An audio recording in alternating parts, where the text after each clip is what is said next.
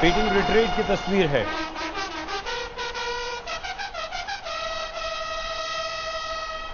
गणतंत्र दिवस की भव्य परेड के बाद 26 जनवरी को जो परेड हुई थी उसके बाद शाम के वक्त बीटिंग रिट्रीट होती है। आर के मल्होत्रा जी रक्षा विशेषज्ञ हमारे साथ हैं। सर, सबसे पहले तो बीटिंग रिट्रीट के बारे में कुछ बताइए। देखिए, आपने एक सेलिब्रेशन की, एक उत्साह मनाया कि आपने किसी चीज की सेलिब्रेशन की, लेकिन उस सेलिब्रेशन का कहीं समापन तो होगा। तो उस समापन का समारोह होता है। समापन भी ऐसे चुपचाप नहीं होता, क्योंकि आपने इतने जश्न से मनाया अपना रिपब्लिक डे, गणतंत्र दिवस, तो उसका समापन भी उसी भव्यता से होगा जी। लेकिन समापन में जहां आपने संस्कृति और मिलिट्री माइट को दिखाया, इसका दूसरा पहलू समापन में आता है, जिसमें म्यूजिक, संगीत, जो सेना को उत्साह देता है लड़ने का, वही उत्साह के साथ उनको ये कामयाबी का एहसास दिलाने के लिए कि आप कामयाब हुए, उस कामयाबी के लिए दोबारा सुप्रीम कमांडर के सामने उनके पास जाएंगे और बोलेंगे कि हमारा सेलिब्रेशन संपन्न हुआ। तो बीटिंग द रिट्रीट के बाद आखिर में आप यही देखेंगे कि वो उनसे पूछेंगे, मैं कार्यक्रम संपन्न करने की अनुमति मांगता हूं। यही एक इसका पहलू है। थल सेना, वायुसेना, हमारी तीनों सेनाओं के बैंड्स मल्होत्रा साहब यहां पर होते हैं। देखिए साहब, जी जी, नॉट ओनली तीनों सेना के, क्योंकि भारत की आर्मी बड़ी है, थल सेना बड़ी है, तो थल सेना के ज्यादा बैंड होते हैं अलग अलग रेजिमेंट्स के, और दो किस्म के बैंड होते हैं, पाइप्स और ड्रम्स। पाइप होता है छोटा बैंड जो हर एक बटालियन में होता है, और ड्रम्स होते हैं रेजिमेंट के हिसाब से ड्रम्स होते हैं। एयरफोर्स और नेवी का एक सिंगल बैंड होता है, एक एयरफोर्स का बैंड होता है, एक नेवल बैंड होता है। तो चुना जाता है कि इस दफे बीटिंग द रिट्रीट में कौन से ऐसे बैंड हैं जो पहले रिपब्लिक डे सेलिब्रेशन में हिस्सा लेंगे और बाद में बीटिंग द रिट्रीट। अभी आप जैसे देख रहे हैं, प्रेसिडेंट बॉडीगार्ड ने सलामी।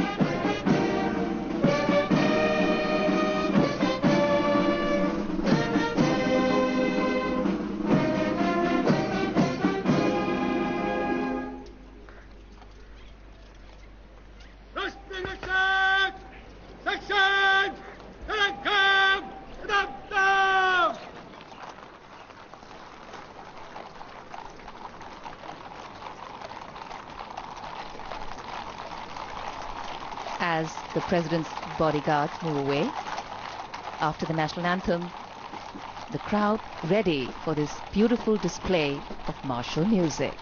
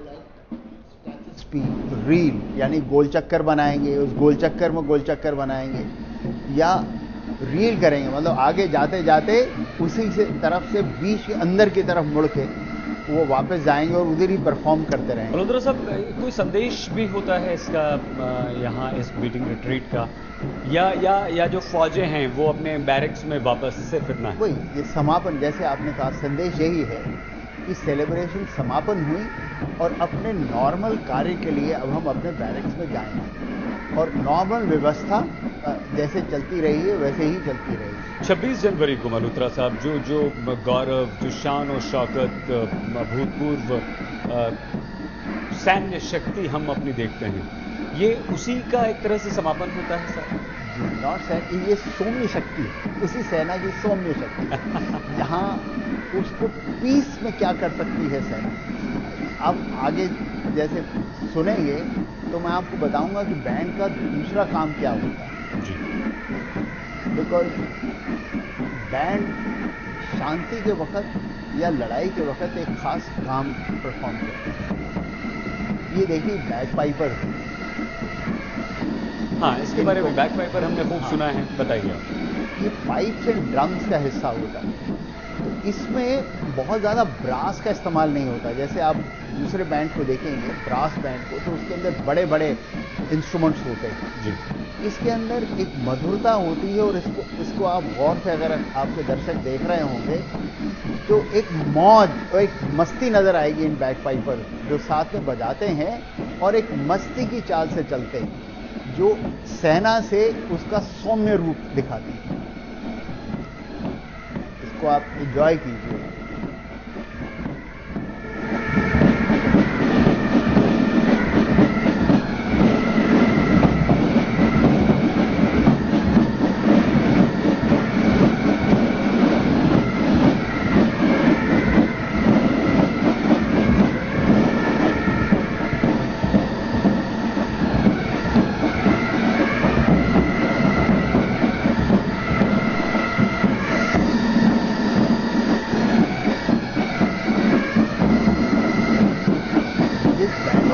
गोल्ड टोपी पहनी होती है जी।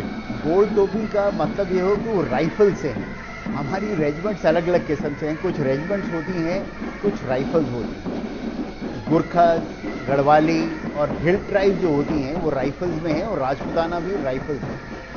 पुराने ज़माने में एक स्पेशल स्पीड थी इनकी चलने की और उस स्पीड के हिसाब से जो तेज़ गति से मार्च करते थे उनको राइफल्स कहा जाता था। वो इतना बड़ी भारी भरकम सामान लेके नहीं चलते। जी। आपने एक महत्वपूर्ण बात मल्होत्रा साहब कही थी, वो ये कि इन बैंड्स का शांति के वक्त और युद्ध, जंग के समय भी एक रोल होता है। वो क्या होता है? ये जो आप अब देख रहे हैं सफ़ेद हैकल वाले, ये ग्रेनेडियर्स रेजिमेंट है हमारी जी। और ग्रेनेडियर से हमारे पीवीसी हुए 2, होशियार सिंह, अब्दुल हमीद, तो ये वो रेजिमेंट है जो बैंड बजा रही। हाँ, जो आपने सवाल पूछा वो ये है कि लड़ाई के वक्त बैंड बाजे का वक्त नहीं होता, संगीत का वक्त नहीं होता। तो जो इंजर्ड होते हैं, जो जख्मी होते हैं, उनको लाना, उनकी शुरू में फर्स्ट एड देना, ये बैंड का काम होता है। तो स्ट्रेचर बेरर्स के तौर पे इस्तेमाल होते हैं। बिकॉज आप अपनी राइफल छोड़ के अपने जख्मी दोस्त को, भाई को पीछे नहीं ले जा सकते। तो जब आप फायर कर रहे होते हैं और लड़ रहे होते हैं तो लड़ाई में पीछे ले जाने वाले ये बैंड वाले होते हैं जो उनको ले जाते हैं। इनको स्ट्रेचर बेरर्स के तौर पे इस्तेमाल होता है। बहुत ही भव्य, बहुत ही खूबसूरत, बहुत ही लयात्मकता यहाँ पर नजर आती है, तालमेल नजर आता है। ये इसके बारे में कुछ दो चीजें इसमें आप देखेंगे। लय तो है, तो संगीत की खुद की लय होती है। संगीत तभी बनता है जब उसमें लय होती है, लेकिन इसमें एक रिदम और होती है। यानी एक संगीत गीत की वजह से नहीं बन सकता। उस गीत को एक संगीत मार्शल म्यूजिक में डालने की जो ढंग होता है वो कुछ ही आदमी कर सकते हैं, वो ताकि वो एक मार्चिंग के साथ साथ वो लय और ताल डाल जाए। तो ताल इसमें बहुत ज़्यादा इम्पॉर्टेंट होती है। और वही आप देखेंगे कि ना सिर्फ लोग उसको एंजॉय कर रहे हैं, लेकिन जो खुद बजा रहे हैं वो भी झूम रहे हैं, वो भी लहरा रहे हैं। स्पेशली ये आप बैंड और पाइप में देखेंगे जो अग्रिम सेना के साथ रहते हैं। बैंड और पाइप बिल्कुल अग्रिम सेना के साथ है। ये जाट रेजिमेंट नजर आ रही है आपको, आप 9 देखेंगे और उसके ऊपर शेर का चिन्ह देखेंगे तो दिल्ली और हरियाणा के लोग जाट रेजिमेंट को पहचानेंगे। तो ये जाट रेजिमेंट के बैग्स एंड ड्रमर्स थे।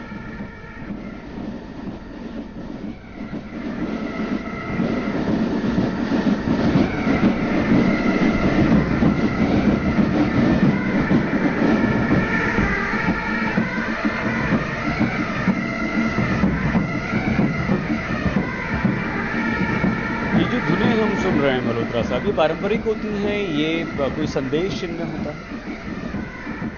इसमें संदेश सिर्फ सेलिब्रेशन का होगा, बाकी इसमें जैसे आप गाने में कोई चीज समझा रहे हैं ऐसा नहीं होता। लेकिन कुछ एक हैं जो पारंपरिक तौर पे आपको हिला देती। अबाइड विद मी एक ऐसी धुन है जिसको महात्मा गांधी भी, राष्ट्रपिता भी इससे काफी मूव थे।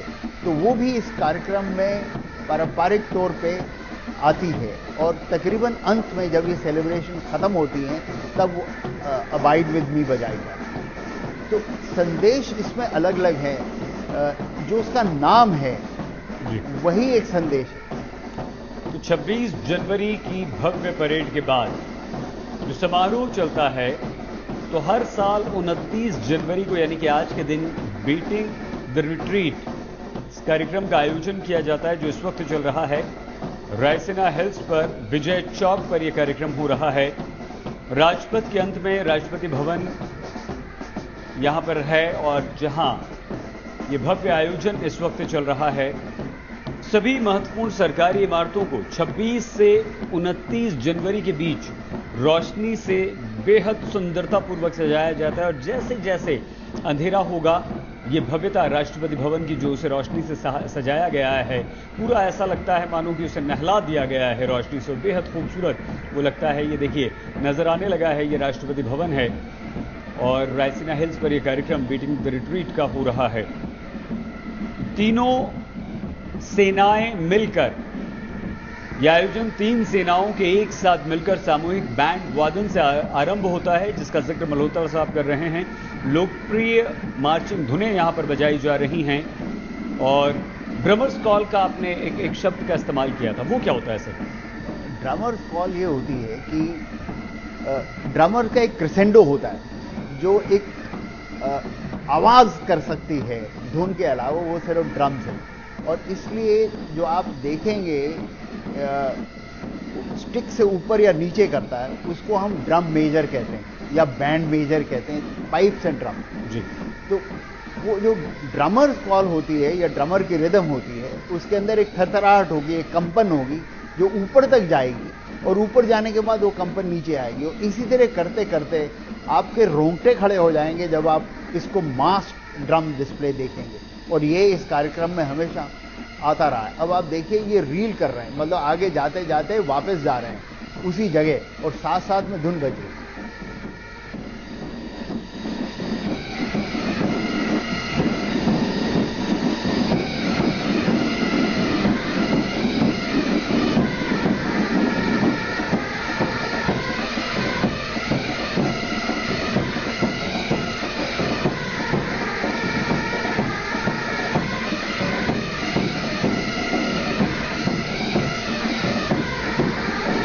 अलावा आप देखें ये अलग अलग फॉर्मेशन बना रहे हैं। बैंड की एक धुन है, इसके अलावा वो सिर्फ खड़े होकर बैंड नहीं बजा रहे, साथ साथ आकर्षक किस्म के अलग अलग वो ज्योमेट्रिक डिजाइन बनाए और वो जिस तरह टर्न करेंगे सब तो एक ज्योमेट्रिक डिजाइन अलग नजर आएगा। अब आप देखें इसके अंदर आपको एक क्रॉस नजर आ रहा है और साथ में ज्योमेट्रिक डिजाइन उसके अंदर जैसे स्वास्तिक होता है उस किस्म से बैंड चलते चलते उन्होंने ये प्रोड्यूस किया। उसके बाद थोड़ी देर थमे और उसके बाद दोबारा हिले एक और पैटर्न, एक और चीज दर्शाने के लिए। अब आप ये देखिए बैंड भी बजा रहे हैं और साथ में मस्ती। ये फौज के लिए, अदरवाइज जो डिसिप्लिन फौज है उसके अंदर इस किस्म की चीज नहीं होती। सिर्फ बैंड को ही ये आजादी है कि वो झूमें और जो साथ उनको देख रहे हैं या सुन रहे हैं वो भी इसके साथ झूमें।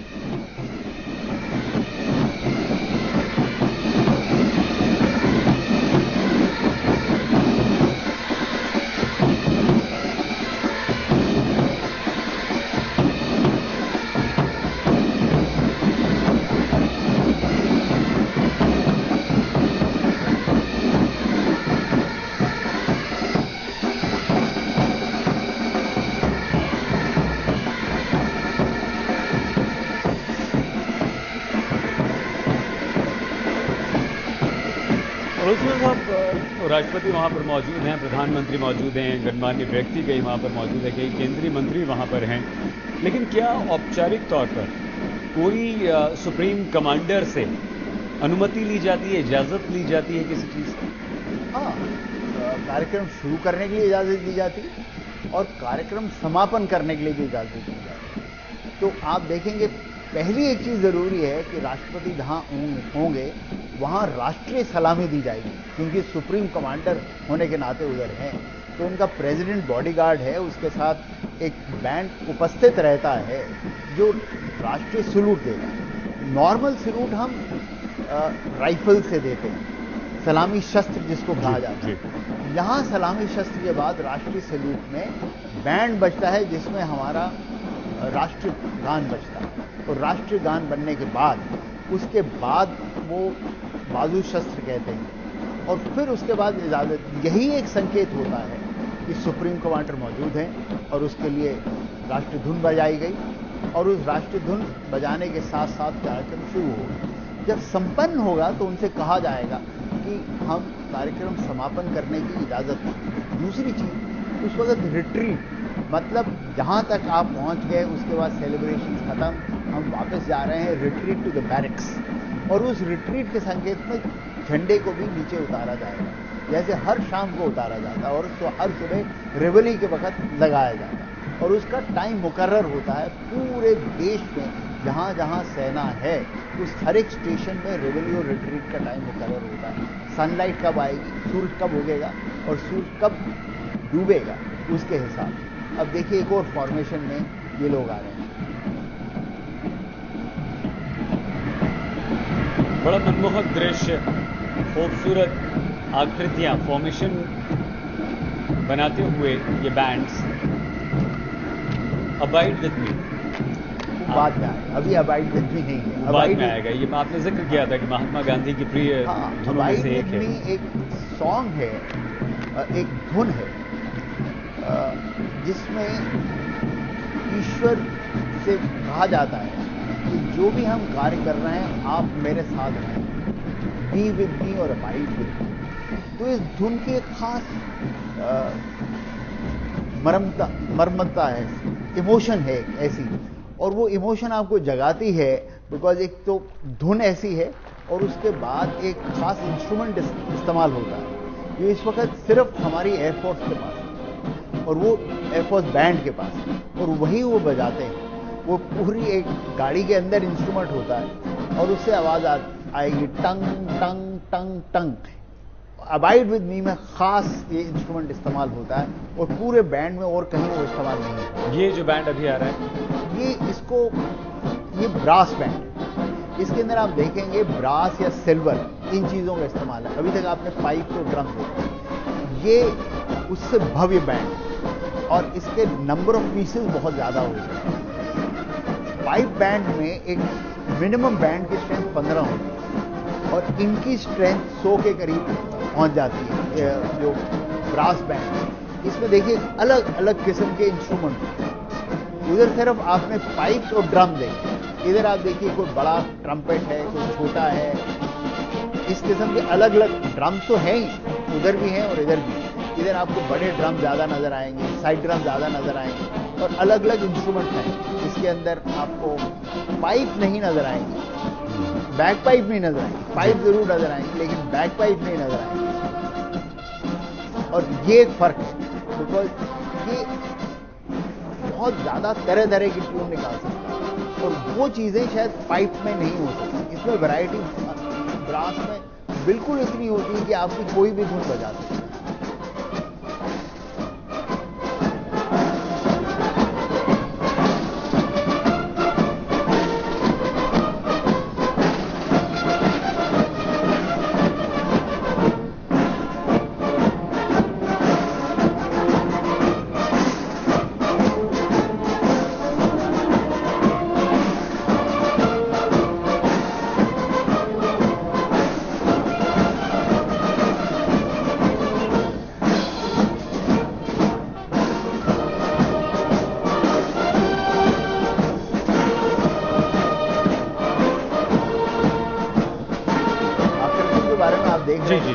आपके दर्शक देखें जी। तो जब वो शुरू करते हैं आकृति बनाना, आपको मालूम नहीं होता कि कहाँ जाके खत्म होगा और क्या करेंगे। तो अब अगर आप इस तरह देखें तो अब अलग अलग व्हील्स में ये शामिल हो गए और उसके बाद दोबारा कॉलम में आएंगे। कॉलम और रोज तो आज हर एक कोई समझता है, लेकिन व्हील्स जो बनाते हैं, अलग अलग चक्र बनाते हैं और उसी कॉलम से वो निकल के, अगर आप इधर देखें कोई लाइन नहीं लगी हुई, जैसे आप स्कूल के बच्चे या कहीं देखते हैं कहाँ किसने जाना है, लेकिन ऑटोमेटिकली वो ट्यून और रिदम से जैसे ही उनको उनका बैंड मेजर बताता है किस तरह करना है, वो उसी हिसाब से फॉर्मेशन बनाते हैं।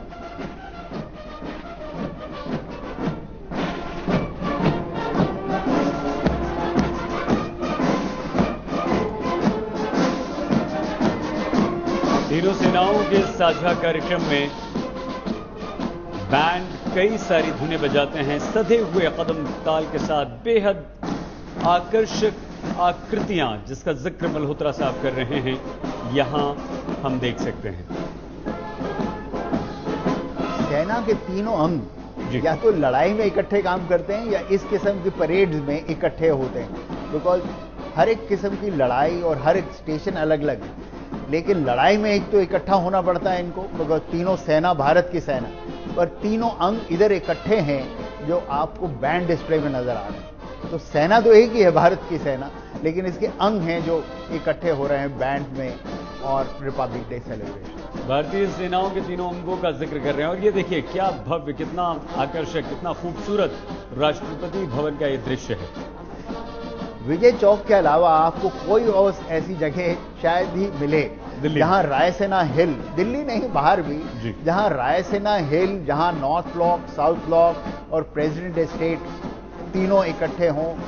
प्रेसिडेंट एस्टेट बिल्कुल सामने मध्य में इसके रायसेना हिल के, और साउथ की तरफ साउथ ब्लॉक, नॉर्थ की तरफ नॉर्थ ब्लॉक, और उधर से रायसेना हिल से नीचे आ रही सड़क और एक चौरस्ता जहां इतनी भीड़ भाड़ रहती है जी। लेकिन आज के दिन उसकी सुंदरता का आपको एहसास होता है कि कितनी सुंदर जगह है, जहां गाड़ियां नहीं, कुछ नहीं, लेकिन बहुत आकर्षक धुनें बज रही हैं, आकर्षक यूनिफॉर्म पहने हुए हैं, आकर्षक तरीके से चल रहे हैं, मार्च कर रहे हैं और गणमान्य व्यक्ति भारत के इकट्ठे हुए हैं। फर्क इसमें सिर्फ रिपब्लिक डे और इसमें ये है, अब ये देखिए स्लो मार्च कर रहा है। ये क्या है स्लो मार्च? स्लो मार्च करने के 3 अलग अलग नंबर ऑफ स्टेप्स होते हैं। 180 राइफल्स करती हैं, 120 रेजिमेंट्स करती हैं, और स्लो मार्च में 80 के करीब आपको चलना पड़ता है। इसमें जमीन पे पैर दूसरा किस वक्त लगना और कैसे आगे जाना है, इसको स्लो मार्च करते हैं। This is only a ceremonial thing which happens. या तो शोक या सेलिब्रेशन के टाइम पे हम ये स्लो मार्च करते हैं।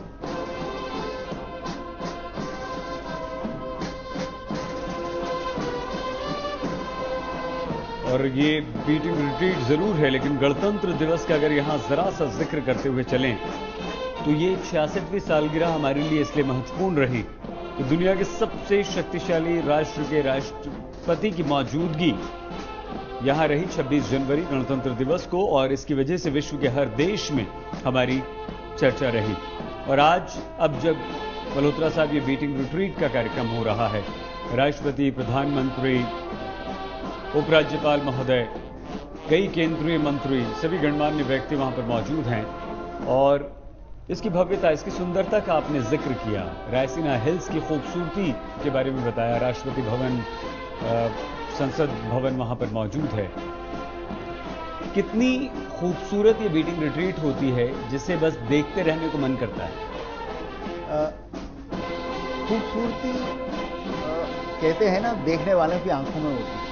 हम भारतीय हैं और जब हम ऐसी चीज देखते हैं, जब भारत की सैन्य शक्ति के अलावा भारत की सैन्य की शक्ति की मधुरता को भी देखते हैं, तो ये लाजमी है कि हम लोगों को वो दृश्य खुद ब खुद मनमोहक रहे। और दृश्य को मनमोहक, साथ में संगीत, बहुत कम ऐसे मौके आते हैं जहां ये दोनों चीजें इकट्ठी हैं। ये अगर आप महसूस कर सकें शक्ति और संगीत इकट्ठे मिलते हुए, तो एक फिल्म से भी कहीं ज्यादा अच्छा रोमांचक ये दृश्य है इस वक्त।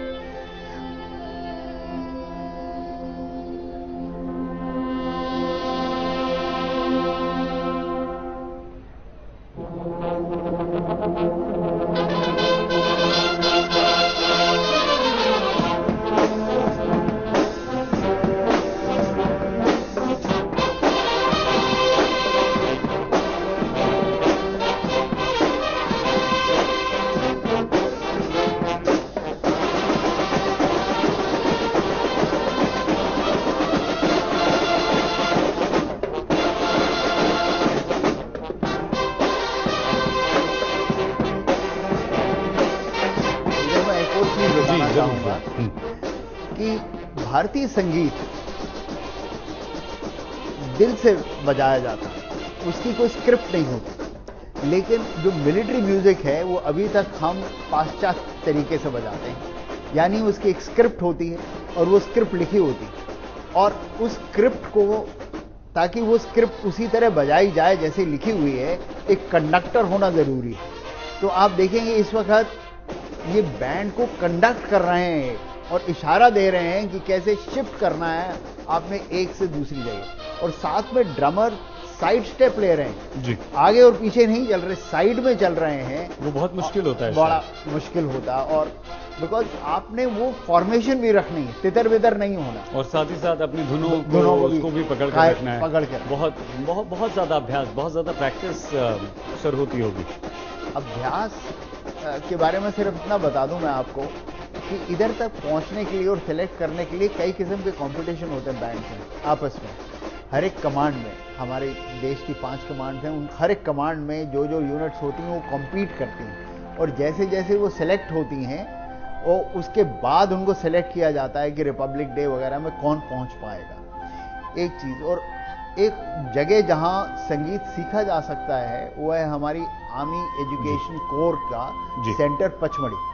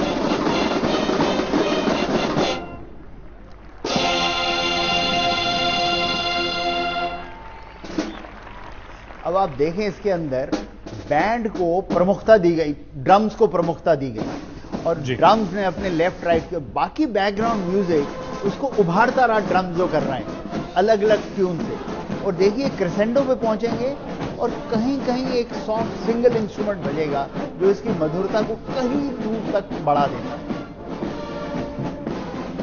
अभी ये मार्चिंग ट्यून दोबारा शुरू हो गई, दोबारा ये फॉर्म अप करेंगे, फॉर्म करने के बाद एक दूसरी टुकड़ी सामने आएगी और इसी तरह एक अलग कंडक्टर उसको कंडक्ट करेंगे। अभी नेवी ने किया मेन परफॉर्मेंस, बाकी बैकग्राउंड में रहे, उनको उभारते रहे, और कभी कभी सिंगल इंस्ट्रूमेंट बना और फिर उसके बाद ड्रम्स ने पूरे रोल करके ऊपर तक लेके क्रेसेंडो तक और क्रेसेंडो से नीचे लाए। साथ में उन्होंने अलग अलग साइड स्टेप्स किए, फॉरवर्ड बाउ किया, और साथ साथ बैंड चलता रहा, और खास चीजें उन्होंने इस जो अभी उन्होंने बजाया उसमें उन्होंने देखा।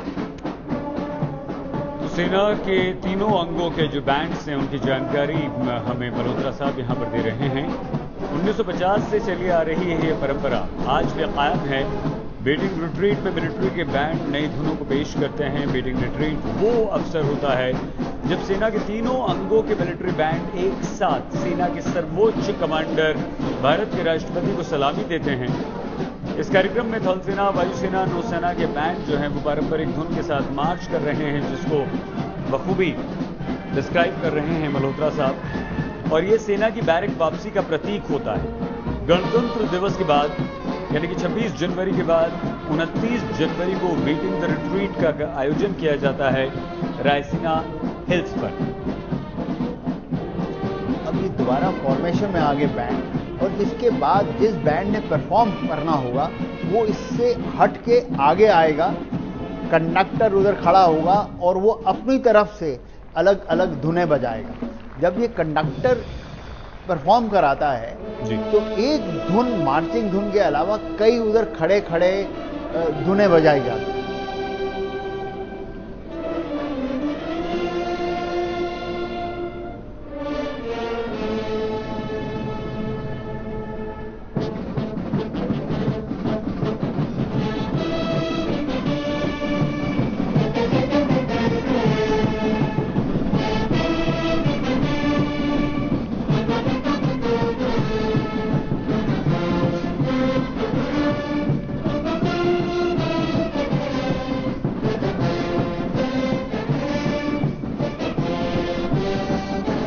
दो आदमियों की पहली बीटिंग द रिट्रीट है। कैबिनेट मिनिस्टर्स के अलावा एक हमारे प्रधानमंत्री, दूसरा सेनाध्यक्ष भी पहली दफे बीटिंग ऑफ द रिट्रीट में हैं। नौसेना अध्यक्ष भी पहली दफे हैं। एयरफोर्स के आई थिंक अरूप रहा साहब एक पहले बीटिंग द रिट्रीट में आ चुके हैं। महत्वपूर्ण जानकारी आपने।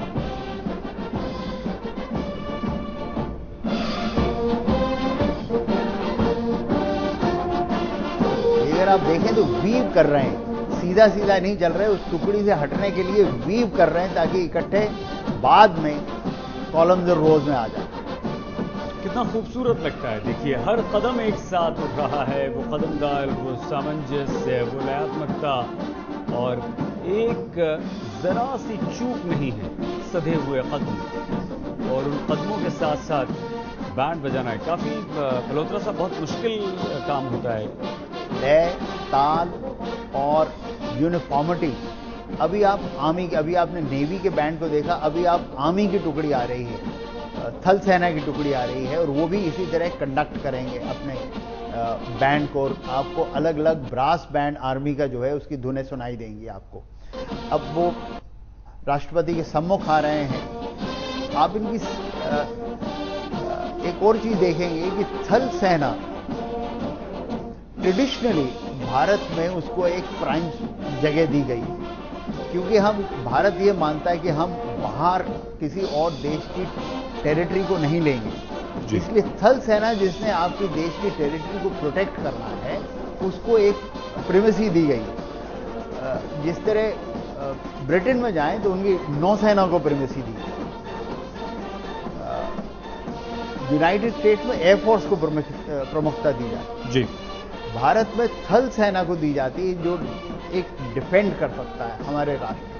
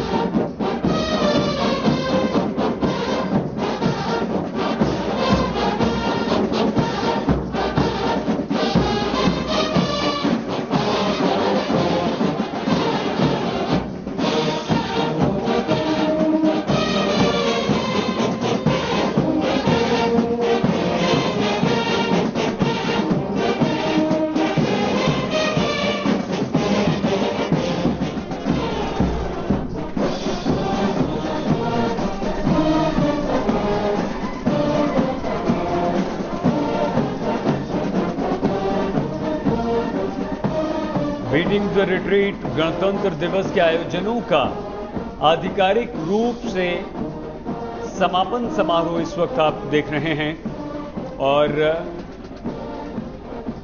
इस सेना के तीनों अंगों के बैंड्स की मधुर धुनों के अलावा सभी सरकारी महत्वपूर्ण भवनों को 26 जनवरी से लेकर 29 जनवरी के बीच रोशनी से सजाया जाता है और यह आयोजन जो इस वक्त चल रहा है तीनों सेनाओं के एक साथ मिलकर सामूहिक बैंड वादन से शुरू होता है। जो लोकप्रिय मार्चिंग धुनें यहां पर बज रही हैं, इन सभी धुनों और इन बैंड्स के बारे में बहुत विस्तार से मल्होत्रा साहब बता भी रहे हैं। ड्रमर्स का एकल प्रदर्शन भी यहां पर है। अबाइड विद मी के बारे में, उस धुन के बारे में बताया प्रधानमंत्री नरेंद्र मोदी, राष्ट्रपति प्रणब मुखर्जी, रक्षा मंत्री मनोहर पर्रिकर, इसके अलावा कई केंद्रीय मंत्री और गणमान्य व्यक्ति यहां पर मौजूद हैं। ये जो फ्लैग दिखा था मल्होत्रा साहब, ये फ्लैग उतारा जाएगा और इसके पीछे वजह रिट्रीट, रेवली और रिट्रीट, इसी तरह बीटिंग द रिट्रीट कि जब आप झंडा चढ़ाते हैं रेवली के टाइम, जब सूर्य उदय होता है तो आप झंडा चढ़ाते हैं, उसको रेवली कहते हैं कि आज का सारा कार्यक्रम और कार्य आज अभी से शुरू। बिकॉज आजकल की लड़ाई में ना दिन होता है ना रात, और रात को शायद ज़्यादा लड़ाई होती है दिन से भी। लेकिन पुराने ज़माने में जो प्रथा चली आ रही है वो ये है कि जैसे ही सूर्य उदय होगा लड़ाई हो सकती है और जैसे सूर्य अस्त होगा लड़ाई नहीं होगी जी। और उसी हिसाब से ये दिखाने के लिए कि हम तैयार हैं और सेना तैयार है, आप रिबेली के टाइम झंडा चढ़ा देते हैं और रिट्रीट के टाइम जब सूर्य अस्त होता है तो झंडे को उतारते हैं। और इसको उतारने की भी एक खास ड्रिल है। झंडे को एक रफ्तार से नीचे उतारा जाएगा सब झंडों को, और उनको लपेटने का भी कौन सा वक्त, कौन से पहले दो जगह पकड़ी जाएंगी, फिर कौन सी दूसरी जगह पकड़ी जाएगी, फिर कैसे उसको फोल्ड किया जाएगा और फोल्ड करके किसको दिया जाएगा ताकि वो जाके उसको रात के लिए रख दे ताकि सुबह दोबारा चढ़ाया जा सके। ये नॉर्मल तरीके से झंडा ना उतारा जाता है ना रखा जाता है। इसकी महत्वता सेना के अलावा और कौन जानेगा, और ये आप देखेंगे भी जब वो रिट्रीट होगी। अभी दोबारा ये मास बैंड डिस्प्ले के लिए तैयार हैं, अच्छी धुन बजा रहे होंगे। सुनते हैं सर।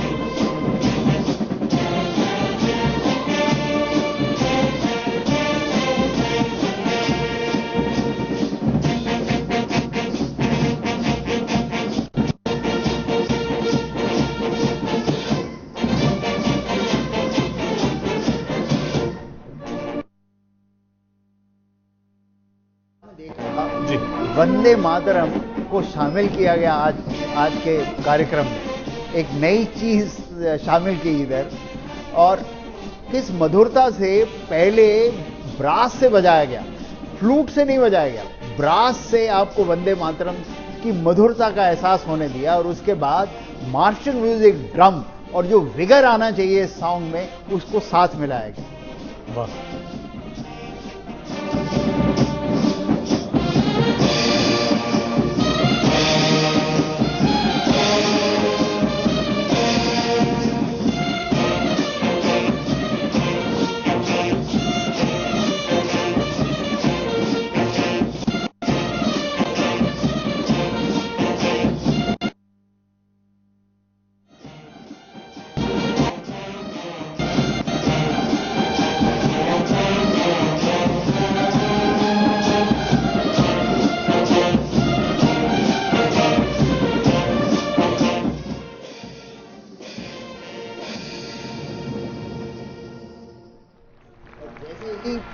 एक ट्यून खत्म हो गई, दूसरा हिस्सा उस पूरे मास बैंड का एक और चीज जिसमें वो लोग प्रोमिनेंस करें, और आखिर में आप देखेंगे ये सारे जो नंबर्स बजाने के बाद वो ड्रमर आपको क्रेसेंडो तक ले जाएंगे।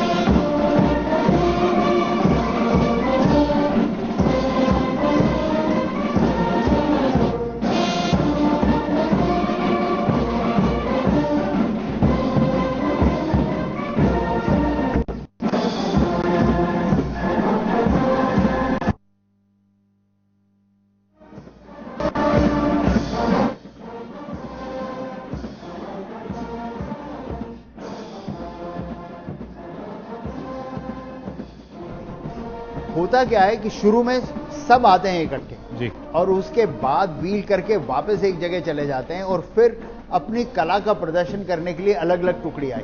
जैसे आपने देखा, सब पूरे बैंड में सबसे पहले पाइप्स एंड ड्रम्स आए जी, जो सिर्फ बैक पाइप थी और ड्रम थी, उन्होंने अपनी धुनें बजाई। फिर वो वापस गए और ब्रास आया। ब्रास आने के बाद ब्रास फिर वापस चला गया, और उसके बाद नेवी का ब्रास आया, और नेवी के ब्रास ने कंडक्ट किए अलग अलग धुनें।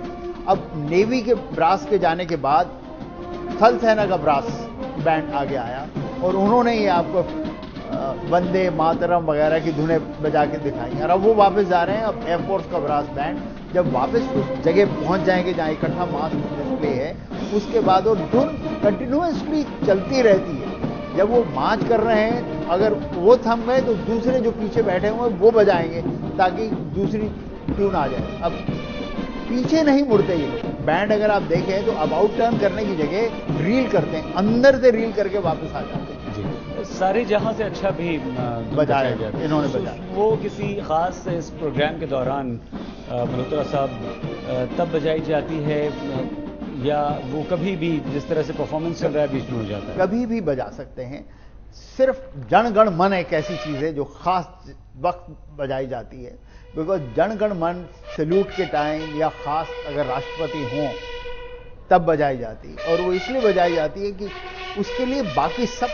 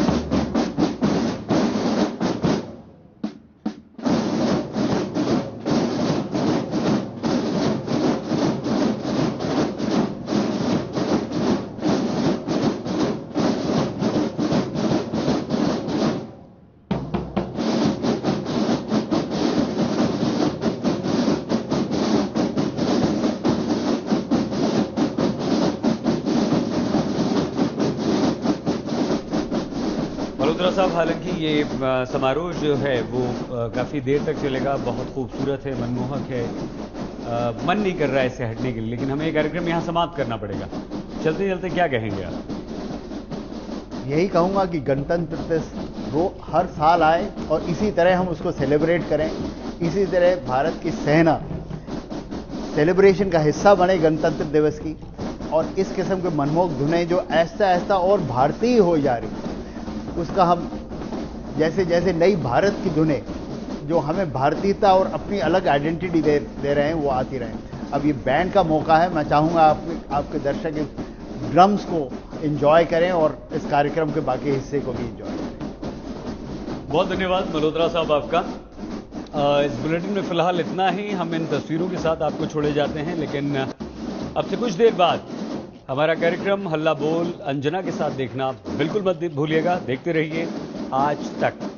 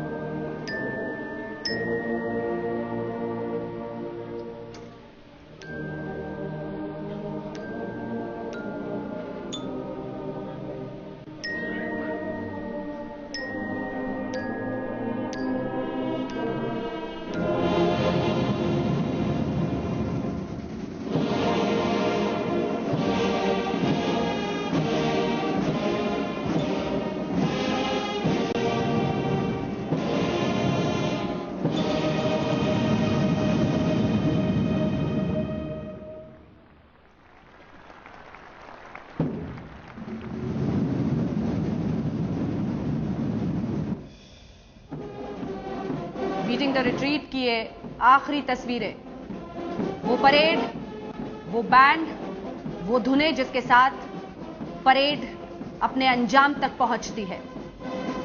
तिरंगा को समेट कर रखा जाता है और उस शान को आज खुले आसमान में हम देखते हैं, जिसके साथ ये गणतंत्र अपने 66वें साल के इस परेड को समाप्त कर रहा है। राजपथ की इससे भव्य तस्वीर नहीं हो सकती। जो परेड 26 जनवरी को निकलती है, उसका समापन आज बीटिंग द रिट्रीट के साथ किया जाता है।